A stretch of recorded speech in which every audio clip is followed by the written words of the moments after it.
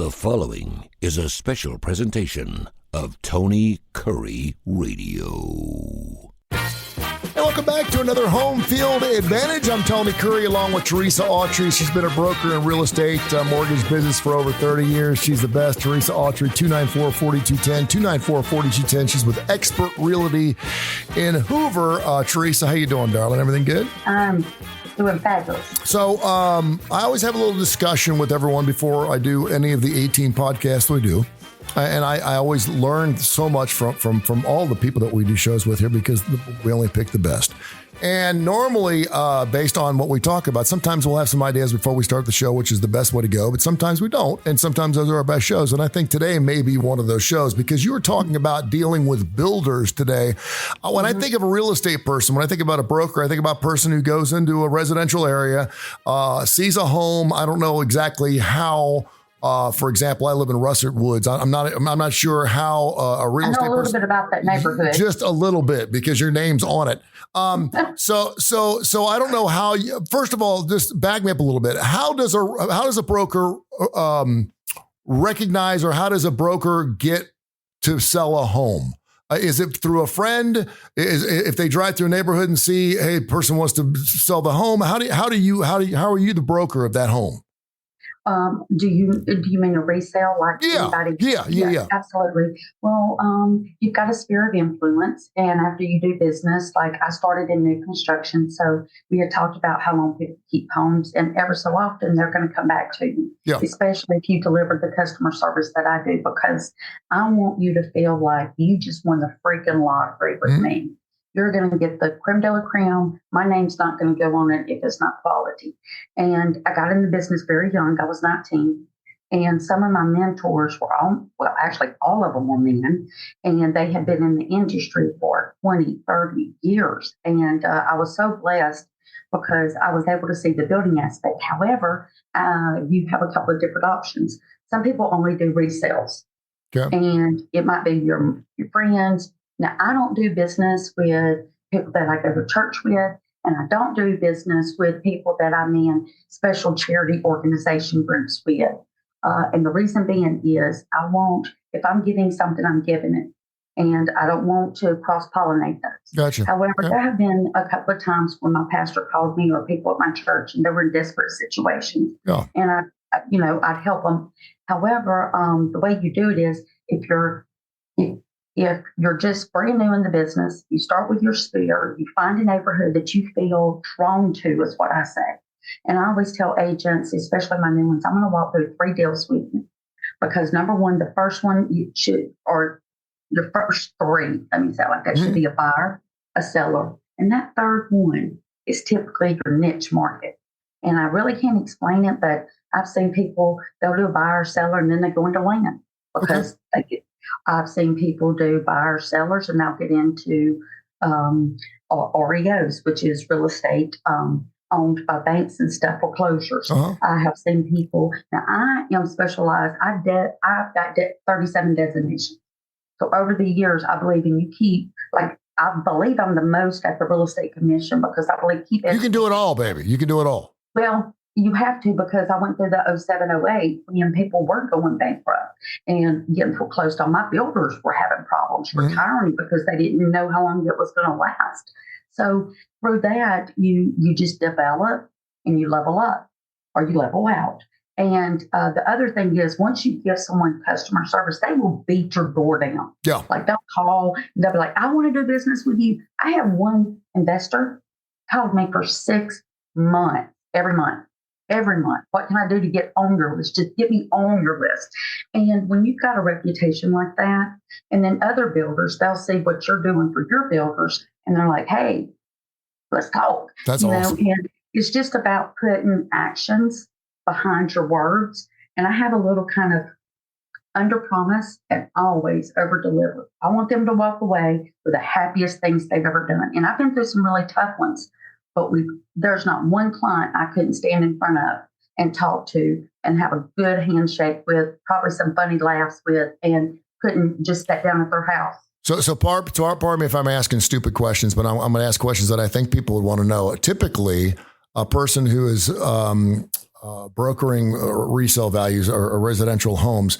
How many homes do you want to have on your plate at one time? Do you want to have 10, 20? I mean, you obviously have to have something on there. Some agents really want to do 1 or 2 a month. Some want to do 5 or 10 a month. Okay. Some teams, and if you're in a team concept, then, obviously you need to do a lot more than that. However, like I have had, me personally, with a small team and not with a team. I have had singly by myself 150 on the books at a time. Wow. I have closed 53 in a year with just by myself, no transaction coordinator, no secretary, because you don't need it if you've got a system in place. Systems are everything. Yeah. And once you find a system that works, and it's kind of like catering to your personality. But my 2 favorite words, and you're going to think this is so corny, but they're like logistics and efficiency. Oh, that's yeah. And that's the way, time is money. People's lives are valuable, and they're trusting you with the largest transactions that they'll ever make. Yeah. And it's like when, and then sometimes when you're in the neighborhood, people are like, oh, I'm nervous about listing with the same agent. Don't be nervous, because if I'm that neighborhood expert, I'm going to know everything about it anyway. Mm-hmm. Versus you get some outside agent that may or may not have ever even been in the neighborhood. Yeah. And I'm not saying that they would not work just as hard. I'm just saying, like for me, I specialized in a certain area, and for about 10 years, it seemed like everybody on the planet called me about that neighborhood and that whole city. And that's really good, because that helps to build your character, your reputation, and then that branches out. It's like a ripple effect. There you go. 294-4210, 294-4210. She's Teresa Autrey. She's with Expert Realty in Hoover. As a matter of fact, and depending on when you hear this podcast, of course, it will live in infamy wherever you get your favorite podcast. We're available on every major indice out there. There's nothing that we're not available on. But Teresa also joined us on the starting lineup, along with Kip Kiefer, myself, this past Saturday. Kip asked the question, so who do you root for, Alabama and Auburn? And she gave the perfect answer. Go find that show, and you'll find out exactly what Teresa had to say. All right, so you and I were talking about builders, and I know you've dealt with builders for a long period of time. When I hear of a broker dealing with a builder, I realize they're big time. Because I'm assuming that if you're going on a builder and they're building 150 homes, just picking a number off the top of my head, and you are that official real estate or broker for that area. I mean, are you doing all 150 things? Are they bringing in 3 or 4 different real estate people so they can sell them quicker? How does that work? And how do you build a relationship with a builder? Because I would think that when you're walking in, I mean, that's got to be the best case scenario for you, right? Well, number one, you better be able to back up with your actions what you say with your words. So I'll just leave that right there. Okay. Because everybody wants to work with builders, but they don't understand that there's some obligations on the front end. Say if the biggest subdivision I did was Waterford, and it has today about 4,800 homes. And it's going to be going for a little while longer. And it's a PUD, that's a planned unit development. Mm-hmm. And those are big ones. And you want to know everything. And me, I don't play well with others, because I don't know how they're going to market something. And they might be subpar to my service that you're going to pay me for. So what I ask them is, certain questions like, have you had a previous relationship? What were the pluses and minuses? What did you not like? What did you like? And I'll be straight with you. Once you have someone you've got a proven track record with, I have never, not one time, had a builder to ask me about commission. Yeah. And in fact, I used to, before the new North thing came out, I would just write in the agreement 7, 8, or 9, or 10. Circle which one you want. I get nothing if I don't sell anything. Sure. Never, not one time have I ever had them questions, because I deliver the product. I deliver, and I make it easy. I know how they want their contracts written. I know the requirements. I ask a lot of questions, because you have to know. And I'll tell you how I got to be in kind of the new construction. I was brought onto a team by a very great mentor to start something. And we worked on one subdivision, and there was other realtors in there. And I don't want to curse, but it was a PPP show. And because there was no accountability, there was no liability, there was so much drama and chaos, you couldn't get on the same page for anything. The other thing I did not want is I didn't want to be and I'm just going to put it out there, I didn't want to be an Adams Homes agent or dealer for it because they required you to be in that subdivision only. So that meant I could help my friends and family. Well, no, I got to have money coming in from everywhere because you might die. Why would they only want you to sell that subdivision? Well, most of the time it's because they want to pay the agent a certain fee. And I used to, in fact, when I would recruit them, I'll say, when you get tired of being an order taker, come on over here and I'll teach you how to do a real subdivision, because they're basically handed the business. But then on top of it, and they're good agents, they have, training as well. However, it's so limited because they're almost like just sitting there, not doing anything outside of that. So you don't have challenges to take you to that next level to overcome common obstacles. And I hope that makes sense. Yeah. The other thing is I me-upped about 75% because I would, and this is how it started. I had in one subdivision 8 builders. And as you can imagine, that can be tense. However, I took it upon myself to study every single plan, every single spec sheet, because not all builders are created equal. They're just like agents and brokers. Not everyone's going to do the thing that's the same. But I have a proven system. I have a proven track record. And when other people are letting their agents go because they're like, hey, I don't care what she's charging. She's getting the results. Because every day you have that loan out there, or you've got a house on the ground, even if you've got tons of money you're paying for it, every day that house is not closed, it costs you money. Yeah. Subs, power, just different things, inspections. I mean, you're paying, even if it's not a note. The other thing is, then grew from, the tract homes to then we started doing more custom homes, and I would learn every single detail. And we talked about this actually on the show. What do you want? Do you want that quality that you're going to be in this house 15 years and you don't want to have to fix those toilets? So we're going to put the raised vanities, because I had one client who was really big and tall, 6'8" and 400 pounds. And he couldn't, could you imagine him sitting on a little bit toilet? No. So we did everything like we did the raised vanities, not just 30-something inches, but 48 inches. We did the Korean countertops or the granite countertops. And then we also did things like the elongated toilets. You don't want a toilet to be clogging up every time you watch a football game. Sure. We talked about sump pumps. And you also have builders and developers. And you'll find a developer that he's really good at developing this type of project. Okay, a couple of email questions here. info@tonycurryradio.net. Barbara from Hueytown wants to know, please ask her, Teresa, if she's ever sold the same house twice, or what's the most times you've ever sold a house. I would think that if you had a house and maybe it didn't sell, or maybe you're having a difficult time and it was on the market for 45, 60 days, whatever, I don't know the longest since you've ever had a house, and you really knew that house inside and out, and then maybe something happened and 3 years later those people needed to move. Do you sell it again? I will tell you, I have a record set.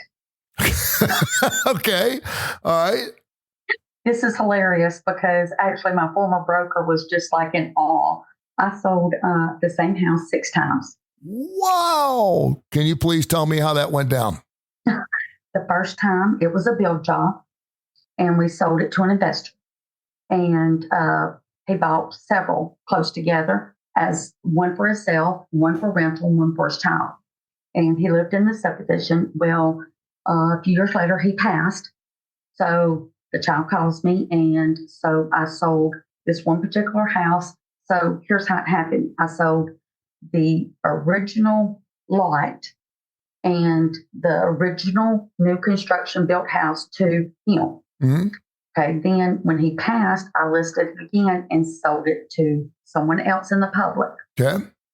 Okay, then the market crashed and it got foreclosed on. The bank called me because I was familiar with the whole entire subdivision. So that was number 3. So I put it on the market then. Well, ironically, they did not go to my church at the time, but they filed it number 4. So when they bought it, That's great. they lived in it for a few years and allowed their son to move into it. Well, when their father passed, the man who originally bought it, who went to my church, they inherited a big farm in Briarfield. Well, he called me and I was like, nah, let's not work with, just you think about it. However, he called me back and his wife called me and they must have called me about 60 times. I said, okay, fair enough. He's a veteran and, I got a heart for people like that. Sure. So I went out there and unfortunately I had to deliver him the news that, and I've sold houses all over Birmingham. I had to deliver the harsh news that I was like, when's the last time you've been in this house? Knowing this man's a retired Marine. He said, about a year ago, we've been down at the farm a lot, really hadn't come back over there. I said, okay, I'm going to need you to come over here like right now. And he said, okay. That was the worst house I've ever seen in my entire life. And that includes finding track needles in East Lake houses. Wow. And he was a prize hunter. He had beautiful deers and like an albino white deer that he had like world records. Mm-hmm. Everything was proven. Everything. Oh. So I listed it and we did an off-market sale. He did tell me this when he got here. He said, for Teresa to be this, I stood outside. It's cold. It's in December. I'm going to freeze to death. But I said, he said, no matter what you hear, don't come across this threshold. There wasn't no way in hell I was going over that threshold. I'm not trying to be a witness in a murder trial. So I'm outside and I could hear it. Yeah. I mean, I'm not down the driveway on the street. I didn't even park in the driveway. Mm-hmm. So I listed it and sold it in a day to an investor that came in. So that's 5, right? And this is probably something that just is almost going to bring me to tears because it's so humbling. They came in and it had to be gutted. We're talking about 2 dumpsters.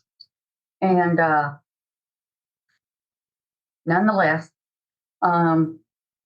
it goes on the market, and it was I got 17 offers that day. Wow. I'm on the back of my car, and it's cold, and I'm writing the contract on the back of my car. And this is 2 years ago. This ain't 40 years ago. This is 2 years ago. Mm-hmm.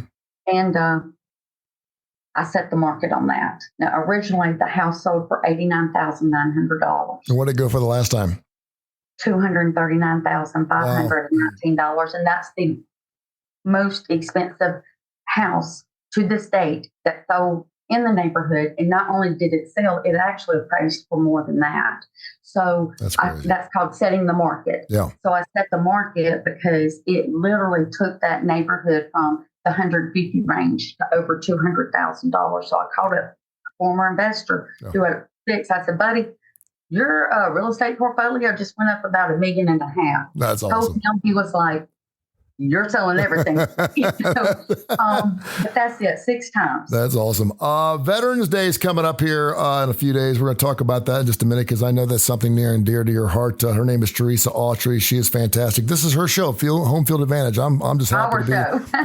It's our show, but I'm just happy to be throwing questions, and I hope I'm throwing good ones at you. 294-4210, 294-4210. Teresa, of course, with Expert Realty in Hoover. Bill wants to know, have you ever sold a haunted house? All right. So we're doing this show. We record these podcasts and we try to be as topical as possible. And we're actually recording this show on November 1st. So I hope you had a nice Halloween, yesterday, but have you ever done an event when I work late? So that's the best one you can have. There you go. Have you ever? My grandkids, my son sent me photos of them. My daughter had a fun time. I was blessed. It's awesome. Have you ever sold a home that you thought was haunted? Actually, yes. And I have sold a house where people had died in it, both suicide, murder, and just passing away in your sleep. And so I always say, dead people don't bother you. They're gone. They can't come back and sue you. I love old Victorian homes and old antebellum homes and things of that nature. And so it was down in Clanton. And everybody told me it was haunted. I didn't really believe it, but there was some eerie cracks and crevices, and and then I had one actually in Vestavia where the man had committed suicide, and it was a shotgun suicide to the head, and it actually had a hole that went through all 3 floors, and it remained open for 4 years. The whole did. Why? Well, because him and his wife of 20 years had got divorced. He was court ordered to sell the home. He did not want to do that. He fought it tooth and nail. He married a younger lady for about 50 days and she had 3 kids, and she left him. His wife, the divorce got settled, and he was going to have to write a check either way. So he goes in the bedroom and shoots himself in the head, and it goes through all 3 levels. I actually bought a house where a person had passed away, had cancer, placed down in the streets of Lakeview, and I do believe that there's some things that are haunted. I don't want to say. Let me back up. I'm not going to say haunted. I'm going to say haunted, but I will say. I'm going to say occupied. Uneasy spirit. Yeah, I'm going to say. I'm just going to say occupied because it wasn't. I think you feel fear. It's not bad. No, because you have an aura. Yeah. And I was also a heavy drinker at that time, so that may have added to a few things. But when you live in a really big house, and this was a really big house, it had a breakfast nook, it had a dinner nook, it had a sunroom, it had a house in the back, it had a 400 square foot house in the back, it had a big porch on the front, it had gas, the whole 9 yards. And by the time I bought this house, I had no money for anything but paint. And so I spent $4,000 on repainting the whole home, but I had no furniture, I had nothing in it. And when you're in a really big home built in 1919 that has no furniture, you're going to hear a lot of shit. You know what I mean? You're going to hear a lot of things. And so, but it was almost for me, it was when I stayed in my mom and dad's house after my mom had passed, I slept in my mom's bed because my dad they slept in different bedrooms, and I could hear her walk in the hallways because I knew she used to get up and walk the hallways all night because she had Alzheimer's, and I could hear her walk in the hallways. I knew she was walking and it was kind of heartwarming. It was nothing that scared me. It was something and I kind of felt that way when I was in this home. Well, I've gone into homes and I can feel the aura in the home. And this one lady said, "What do you think about my home?" And I said, "I think it's a very sad home. I can feel the sadness in it." She said, "Oh my gosh, how could you know?" I said, "It's just an intuitive gut. And I believe this is my passion. So I think God gave me a little extra sensitivity when it comes to that. And I'm not a conspiracy theory. I don't watch ghost trackers or nothing like that. But I will say she agreed because it was just a very sad divorce situation. Oh. And I could just feel it in the whole house. Yeah. And the other thing that the previous house was on, I won't tell you the location. Nonetheless, it was an estate. Yeah. And the people had been in it. The lady was 93 and still alive. But her husband, they were from an affluent, very wealthy local family. Like, really wealthy. Mm-hmm. They had a whole estate. And the house had started to fall in disrepair. And the saddest thing was that her parents had owned the land before, and they had slave quarters there. Oh, wow. And one of the homes still remained. And when I walk a property, I have to go everywhere, basements, roofs, attics. I mean, wherever I need to go to figure out what I need to do to market that property. And I didn't like it. No. There was still chains in it. And that just brought really bad thoughts to mind. Mm-hmm. So I immediately, I didn't step in it. I just could see it because it was about a 12 by 12 room is what I would call it, not even a home. Yeah. And it had a little, it was one room, but it had a water and power, just minimal stuff. And it was really sad. And I didn't like that at all. I gave her a concept because everybody deserves to be helped. Mm-hmm. And she still lives in that home today. Wow. info@TonyKurreRadio.net. We'll take your email questions here. This is a show called Home Field Advantage HFA. She's Teresa Autrey. This is her show. It's fantastic. She's with Expert Realty down there for Law on the Road, 294-4210, 294-4210. Question from me, because I always hear about this, but what percentage of your take-home pay should your mortgage not exceed? I've heard 20%. I've heard 30%. I've heard based on the revenue you're making, you can push that a little bit, but it always seems like the mortgage is a little bit more than most people are comfortable with. In other words, I understand that people lose jobs, and I know that the things happen in your life. I get that. But it's funny because I want to say this happened back before 2008 when the market kind of blew up.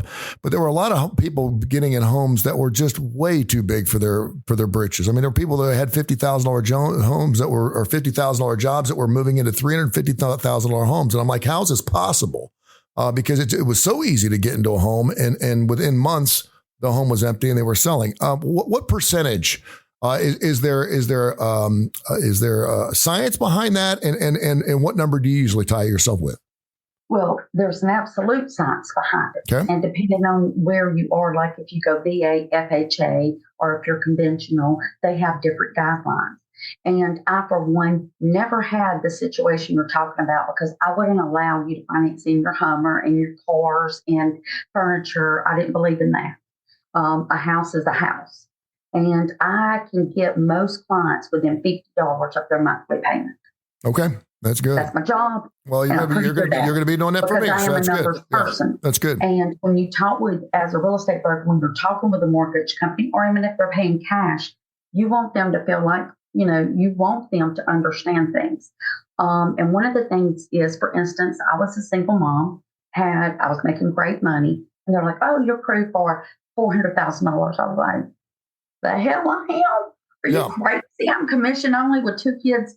Well, at that time, they didn't take in the private nanny or the child care. Well, that was $1,000 a month. Mm-hmm. They didn't take in the fact that my gas bill to do my real estate, to make the money I was making, was almost $1,000 a month.